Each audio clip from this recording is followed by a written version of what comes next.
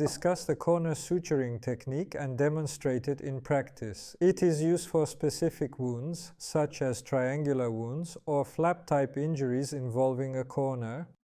This technique allows us to close the flap tip delicately without compromising its structure or causing ischemia.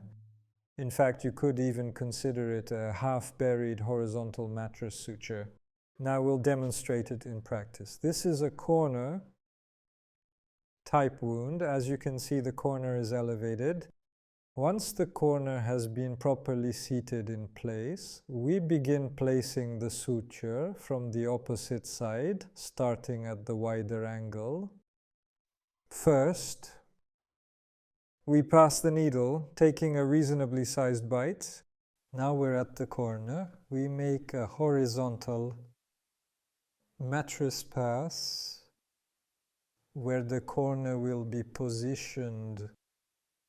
Then we complete the suture in the same way on the opposite side. The needle passes in and out. Now you can already see that the corner is settling nicely. If it is properly positioned, adequately everted, and there is no strangulation, we can start tying the knot. We have now secured our first full knot. We then complete the suture with 2 quick half hitches. This is how effective corner approximation can be achieved with the corner suture.